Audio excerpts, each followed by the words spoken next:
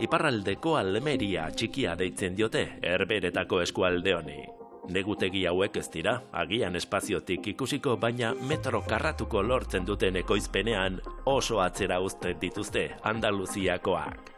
Tomate landare bakoitzak 80 kilo ematea lortu dute, normalean 20 inguru izaten direnean. Eta berdin patatekin, marrubiekin, tipularekin.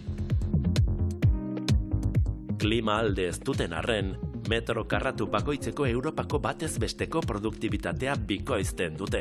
Eta ondorioz, batasuneko bigarren barazki esportatzaile handienak bihurtu dira Herbehereak. Marka izugarri hori punta-puntako teknologiaren laguntzaz lortu dute. Argitasuna, temperatura, hezetasuna, aireztatzea, instalazio hauetan dena dago kontrolatua, uzta, ahalik eta oparoena izan dadin.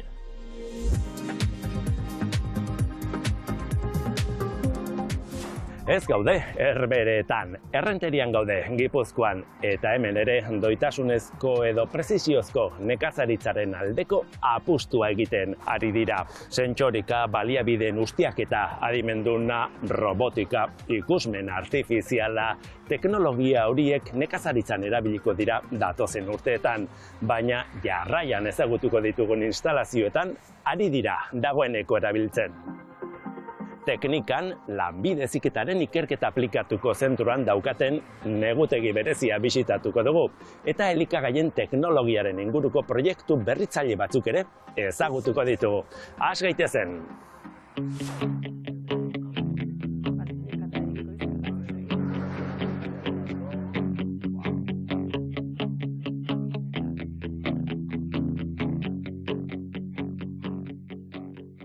Kaixo Leire, hazen negutegi polite eta berezia duzuen, ez da, hemen teknikan, negutegi teknologikoa, esan daiteke, ez da, zer egiten duzu hemen?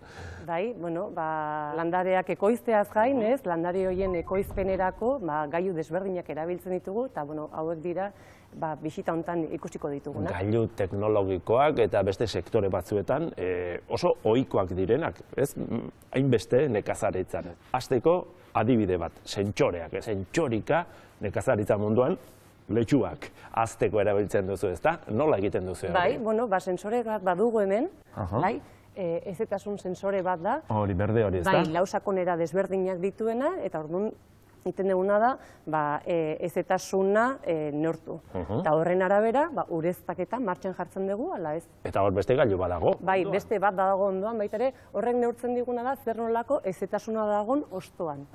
Eta horren arabera, nola baita ere, iragarri dezakegu, ia zer nolako arriskua dagoen, ez, gaixotasun bat, nola baita ere, jasotzeko, ala ez.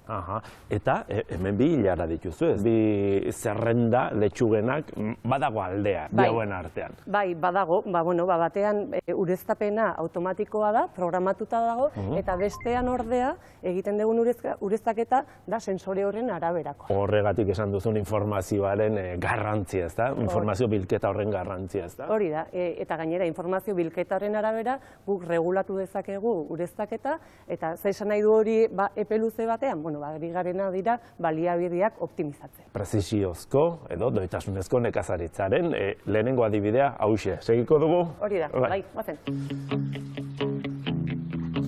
Honeko jana ematen du, ez da? Leire, zuk jakingo duzu bidea, ez da? Karratu hori hauek, zertarako diren pentsatzen egin nintzen, baina pista bat ematen dute hor itxatxita dauden intsektuek, ez da? Trampak dira. Bai, trampak dira, trampak kromatikoak dira. Bai, hemen ikusten da, zenbat insektu dauden hemen itxatxita, kola bat badu, itxasgarria dena, eta bertan ikus daitezke intsektu mota desberdinak. Eta hemen ere, horrelako beste karratu bat daukazu, kamara baten aurrean. Guk kontatzen egon beharrean, kamara batek, beste gailu batek hori egiten dugu. Honetxek, ez da, begi horretxek? Hori da. Orduan, egunero argazki bat ateratzen dira, eta argazki hortan zenbatzeaz gain, bera badagai, adimen artifizialarekin, esateko ze taldekoa den, intsektoa ze taldekoa den. Zenbat eta zeintzuk diren. Hori da, eta horren arabera, guk izurriten kontrola egiten dugu, eta horren araberako kudeaketan egutegi barruan. Eta hor goien daukazuen beste kutxa beltz hori? Bai, hortan plakako bat egon barrean, hor dagoena da, bestelako erakartzeko, beste sustantzia bat dago. Sustantzia esaten dut, feromonak dira. Feromonak? Feromonak, bai. Azkenean, eta intsektuak zulo horietatik sartzen dira. Hori da. Eta gerora, argazki bat ateratzen da, eta hola badakigu, feromona horrek erakarri duen intsektu horren populazioa zenbatekoa den.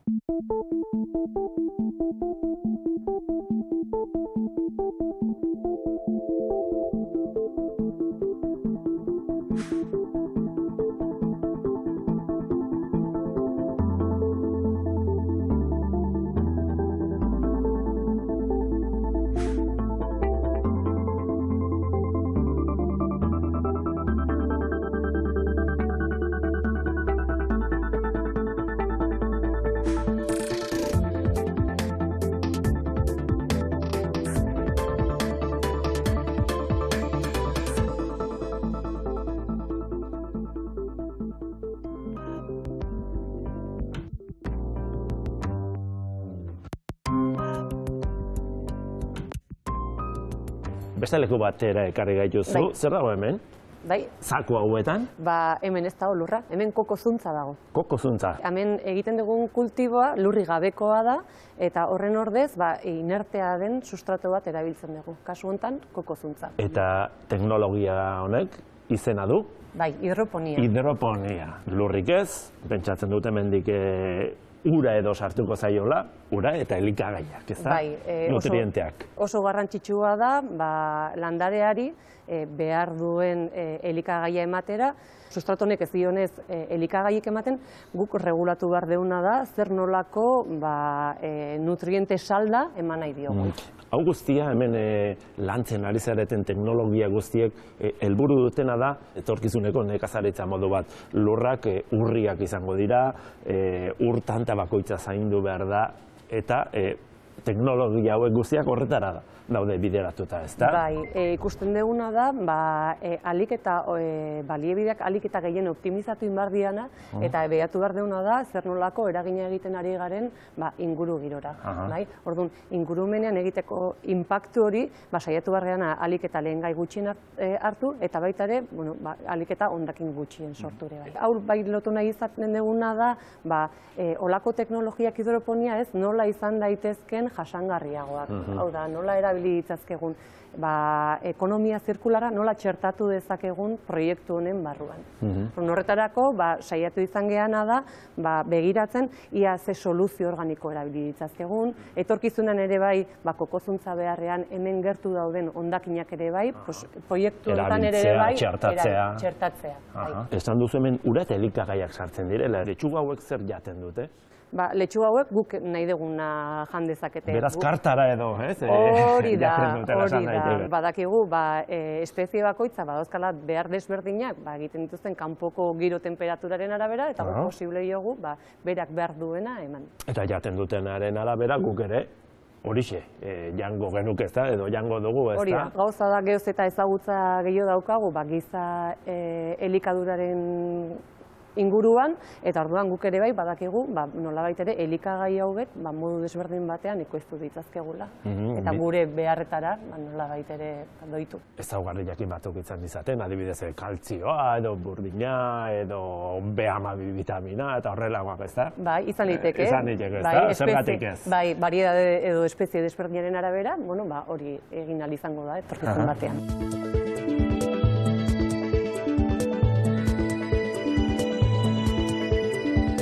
Barazkiei eman zaizkien nutrienteak zenbateraino txertatu diren jakiteko laborategian aztertzen dituzte.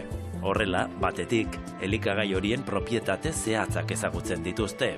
Eta bestetik, propietate horiek aberastu nahi izan ezkero, zer nutriente xurgatzen dituzten jakin dezakete.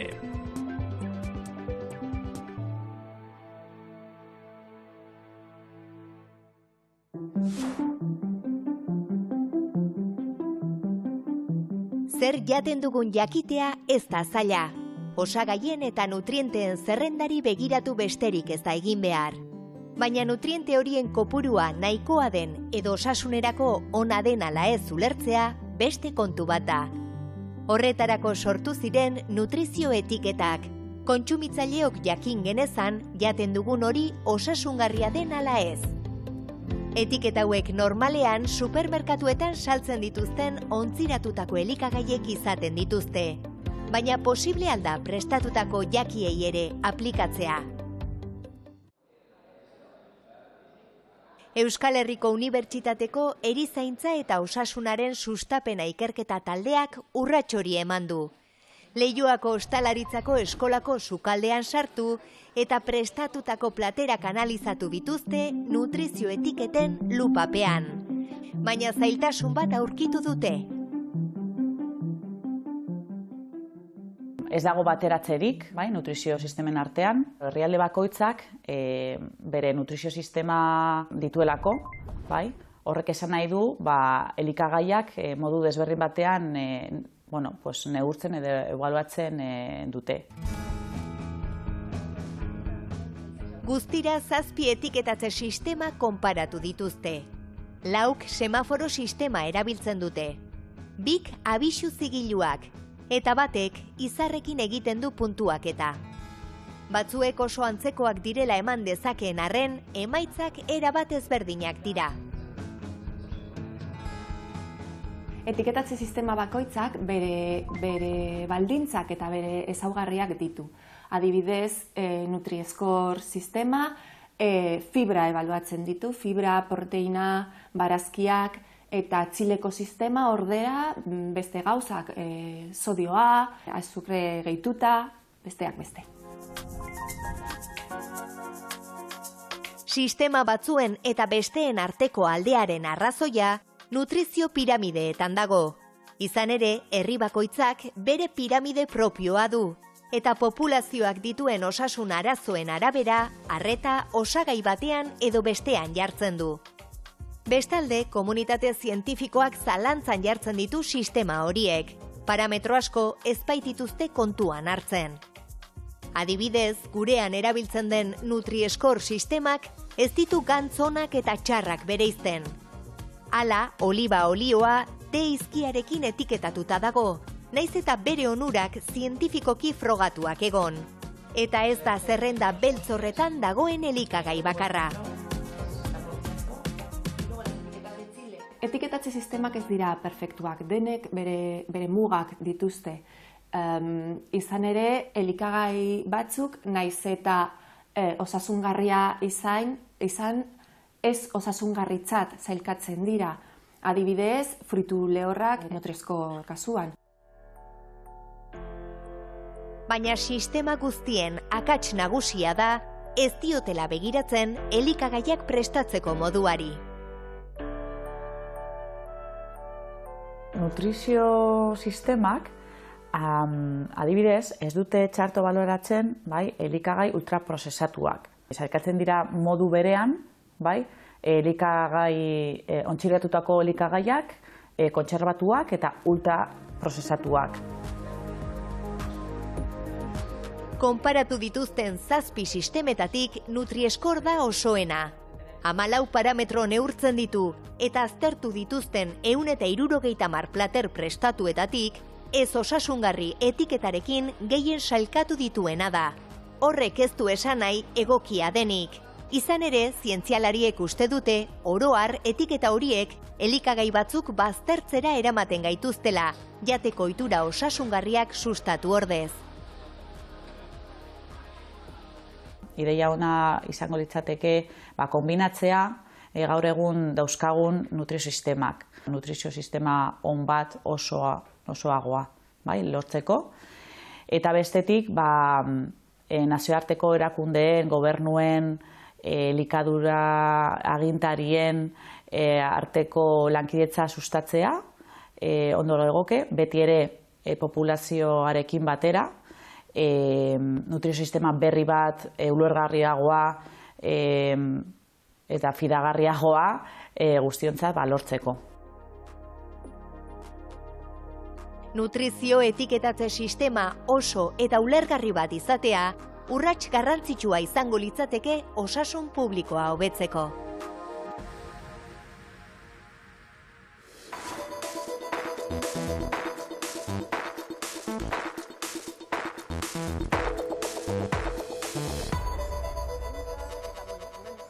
Bueno, emango digu jaten?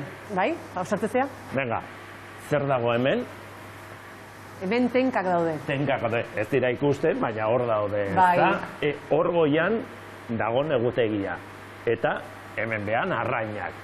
Zein da bien arteko elkarrekintza, goiko solairua eta beko solairu honen arteko elkarrekintza? Bueno, dana elkartzen du, akuaponiak elkartzen du. Sistema honetan arrainak elikatu egiten ditugu, arrainak beraien hondakinak iraizten dituzte, eta hondakin horiek araztegi batetara bideratu beharrean, aprobetxetzen ditugu, ze nitrogeno dun konposatu asko dazkate. Landaren elikagai izan daitezkenak. Bai, kontutan hartu behar dugu, nitrogenoa badala, landare behar duen makroelementutatako bat. Ekonomia zirkularra askotan aipatzen den kontzeptua da, baina hau bai dela sistema biribil eta zirkular bat. Nola funtzionatzen du? Zein da oinarria, teknologia honena? Oinarria da, hasiera batean, arrainei pentsu eman ondoren, beraiek amonio asko botatzen duten mediora. Medio hori, bere hortan mantenduko balitz, arrainak hili egingo lirateke. Ze oso toksikoa da amonio hori amoniako bihurtu daitekelako. Etxeko akuarioetan eta iragazteko sistemak ditugu. Bai, da, eta orduan guk geroz eta urge volumen gehiago, beste arazketa sistema, eta filtrazio sistema komplexuagoak eduki behar ditugu. Baina? Gure kasuan egiten duguna da, biofiltroa deitzen dana, hau da, bakteria nitrifikatzaileen kolonia horiek egiten dituguna da, nolabait ere potentziatu. Bakteria dauden leku horietan oxigenazio asko sartzen dugu, eta baita ere bakteria horiek sustatu batean fijatu behar direnez, fijatzeko elementu desberdinak ematen dizkie. Alegia, amonioa edo arrainan hondakina nitrato bihurtzen duzu, eta nitrato hori baliatzen dute goiko landarek. Baina gero zirkuloa berriz ere bera iristen da, ez da? Itxi egiten da, ze azkenean landarek nitrato hori hartzen dutenez, bera etortzen den ur hori, nitratoren kontzentrazioa askoz bakua. Ur garbia, esango dugu. Hori da. Eta sistema hau ere pentsatzen dut, erabat kontrolatua izango duzuela, parametro guztiak. Bai, hori da. Hemen baditugu sensore desberdinak, kontutan eduki behar deuna da, arrainak exigentzeak direla, eta behaien bizikalidad bermatzeko parametro batzuk neurtu egiten ditugu. Espeziaren arabera oso importante da jakitea zer nolako oxigeno maila dagoen, baita ere zenbateko temperatura dagoen, eta batez ere pH-a. Denbora errealean irakurketa bat egiten dugu, eta daukagun softwareekin hori dana bestaratu egin dezakegu momentuan bertan, eta horren arabera erabakiak hartu. Planetako unean uneko populazioa erakusten du webgune honetako kontadoreak. Momentuz, 8.000 milioi lagun, eta 2050 urterako 10.000 milioiren bueltan izango gara. Zer jango du jende horrek guztiak? Etorkizuneko gosea asetzen lagundu dezake ekonomia zirkularrak. Izan ere, gaur egun ekoizten diren elikagaien eren bat zaborretara botatzen da.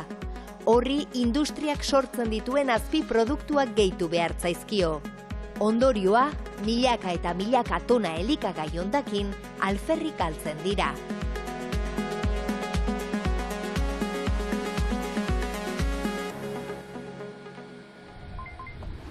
Patata eta laranja azalak, erremolatxatik azukrea atera ondoren gelditzen den salda, ardogintzen sortutako hondakinak. Elikagai industriatik datozen azpiproduktu, printzipioz baliorik gabeko edo gutxiko horietan, aukerak ikusten jakindu noaingo startup honek. Bioteknologia baliatzen du hondakin organikoei bizi berri bat eman eta atzera elikagai bihurtzeko. Aspalditik ezagutzen den prozesu bati erabilera berri bat eman diote, hartzidura. hartzidura egia esan da antzinako teknika bat, mendetan zehar erabilitakoa, baina beste igual helburu batzukin, adibidez, ardoa lortzeko, garagardoa edo beste motatako elikagaiak. Baina gaur egun erabiltzen da hartzidura mikroorganismo horiek hazteko eta aldi berean osagaiak lortzeko industriara bideratuta. Hartzidura prozesu metaboliko bat da, non zenbait mikroorganismok molekula organikoak degradatzen eta eraldatzen baitituzte, jan egiten dituztela esan daiteke. Prozesu hori kontrolatzeak ekarri du aurrera pausoa. Izan ere, mikroorganismo bakoitzak bere metabolismoa du eta elikatzeko ematen zaion azpi produktuaren arabera lortuko dira proteina, gantz edo zuntz gehiago. Azken emaitza hori kontrolatzeko adimen artifiziala erabili dute. Azpiproduktuetatik lortzen ditugun datuak eta gero hartzidura prozesu desberdinetatik lortutako datuekin, emaitz batzuk lortzen dira, zeinek esaten dizu mikroorganismo hau erabilita, azpiproduktu hau erabilita, lortuko duzu osagai hau. Eta gainera, adimen artifizialari esker, lortzen duguna da hartzidura denborak murriztea eta prozesu horiek efizienteagoak izatea. Kasu honetan lortu duten produktua likido proteiko hau da. Lehortu egiten dute, gero hauts bihurtu arte. Hemen egiten den prozesuaren bukaera da, baina proteina hauts hauek abiapuntua dira elikagai industriarentzat. Adibidez, hirugiar vegetala egiteko.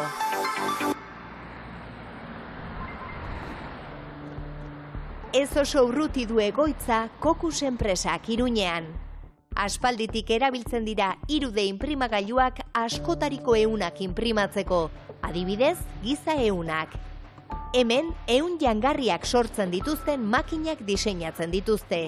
Eta besteak beste, noainen ekoitzitako proteina erabiltzen dute elikagaiak inprimatzeko. Todos los procesos de investigación empiezan haciendo prototipos pequeñitos. Estos son impresoras. Ikerketa prozesu guztien abiapuntua prototipo txikiak izaten dira. Ehun inprimagailuak dira hauek, eta erabiltzen ditugu besteak beste, jakiteko nola inprimatu edozein ehun mota. Giza ehunak, jangarriak. Horrek ematen digun esperientziarekin egiten ditugu etorkizuneko elementuak erekiko dituzten lerro industrialak. Milaka tona hirugiar, gamba edo txuleta inprimatuko dituzten inprimagailuak. Y impresoras que hacen miles de kilos de bacon, de gambas o de chuletas. Enpresa honek 7 urte daramatza 3D inprimagailuen teknologia egokitzen, eta dagoeneko egin du salto laborategitik enpresa mundura. Makina hau adibidez, inprimagailu industrial bat da. Urtean 1000 tona hirugiar inprimatuko ditu. Etxeko inprimagailuak fabrikatzen dituztenek bezala, makina bera eta tintaz betetako kartutxoak biak garatzen dituzte hemen. Tinta landare jatorriko osagaiak dira, eta kartutxoak berriz kutxa hauek. Eta 3D inprimagailuekin nahi den itxura eman dakioke elikagaiari. Hau adibidez, txuleta hibrido bat da. Animalia jatorriko zelulak eta koipe vegetala kombinatzen ditu. Osagai horiek nahi den proportzioan eta itxurarekin inprimatu daitezke gainera.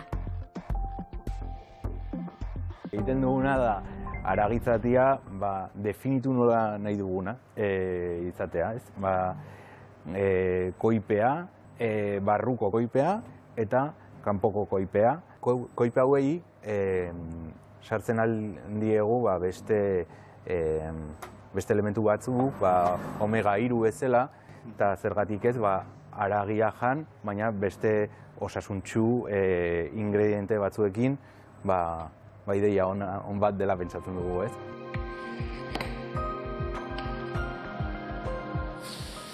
Hauek izan daitezke etorkizuneko elikagaiak, eta gaurkoak ere bai, zergatik ez.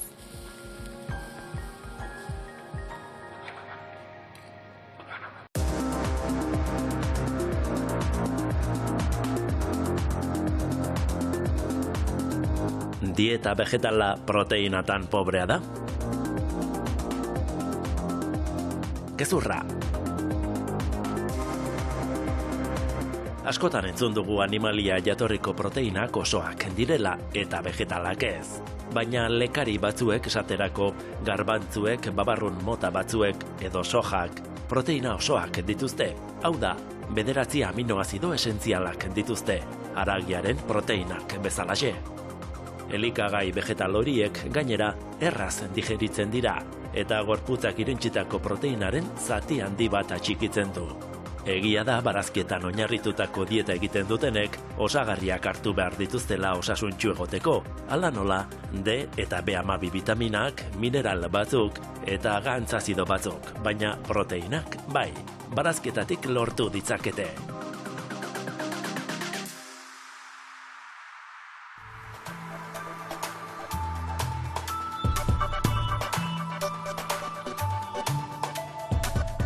Kaixo, Marijo. Kaixo, Iñaki. Bueno, lastima, erreportajea bukatzeko, marrubiak dastatu nahi dituen, baina ez da garaia. Ez da garaia, Iñaki. Pixko bat berandu ixigo etorri beharko duzu. Etorriko gara. Hala ere, ikusten dudana hemen, industriako beste sektore askotan erabiltzen diren moduko beso robotiko bat. Nola funtzionatzen du, ze teknologia baliatzen du? Bai, hoxe, giza lana asko dago, ez? Gure lana robota entrenatu behar dugulako, orduan ikuspen artifiziala eta oain oso ohituta gauden erdimen artifizialakin ere, lanean asko ibili gara, robotari interruptorea eman eta lanen hasi aurretik. Alegia ikuspen artifiziala baliatzen du fruitua heldutasun puntu egokian dagoen edo jakiteko. Bai, hoxe da, hemen ikusten ari zareten bezala, prototipo bat hemen sortutakoa da gainera. Gure lana lehendabizikoa ere oso importantea, ez? Marrubiak nola azten diren robotari lehendabizi erakutsi egin diogu. Ikasi. Eta oain ja, besoa gai da, bera bakarrik, marrubi bakuitzak, ze 11 puntuan biltzeko eta gure aginduetara, ez? Funtzionatzen jartzeko bera bakarrik gai da, baina bueno. Azkenan horixe da ideia, ez da teknikan horrelako teknologiak garatu eta ikasten dituzu zuek ere, gero zabaltzeko, ez da gaur ikusi ditugun bezalako teknologia asko eta asko, doitasunezko edo preziziozko nekazaritza. Bai, alaxe da, ederki aipatu dugun bezala preziziozko nekazaritz bateruntz goaz, ez? Eta teknika ikerkuntza eta berrikuntza aplikatuko zentroa izanik, ikertu egiten dugu, teknologia asko erabiltzen dugu, garapen hori egiteko, ez? Beraz, gure lana horixe da, lehendabizi irakasleak trebatzen ditugu, eta ez bakarrik nekazaritzako irakasleak, baizik, eta hemen ikusten ari den bezala, robotika edo fabrikazioa aurreratua, edo automatismoak garatzen ditun irakasle horrek ere bai, ikusi behar ditu, zen nolako aukerak dauzken garapen horrek beste sektore batzutan, ez? Azkenen hori da garapena, ez? Teknologiari esker egiten dugun garapen honetan, baina beti jakinda, amalurra honek ematen dazkigun gaiak eta sortzen ditun produktuak, ez? Alek eta modu hobekienean landu, jan, eta zaindu behar ditugula. Oso ondo Marijo. Eskerrik asko. Zuri eskerrik asko, Iñaki. Etorkizuneko elikagaiei buruzko saio hau ezin genuen bukatu intsektuei buruz hitz egin gabe.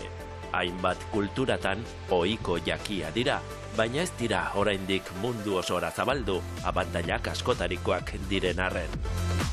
Elikagai iturri aberatsa dira, intsektuak hazteko teknologia merkea da, eta hondakin organikoak erabil daitezke horretarako. Eta gainera, ingurumenerako hobeak dira dudarik gabe. Ez da ia urik behar, eta negutegi efektuko gas gutxiago isurtzen da. Txal haragiarekin konparatuta, ia 12 aldiz gutxiago. Herbehereetako enpresa honek ikusi dio etorkizuna eta eskala industrialean lanean ari da dagoeneko. Aurreiritziak hor daude, ordea, eta txipa aldatu beharko dugu, intsektuak eta intsektuetatik eratorritako produktuak normaltasunez kontsumitzeko. Etorkizuneko menua zabalik dago. Datorren asterarte, agur!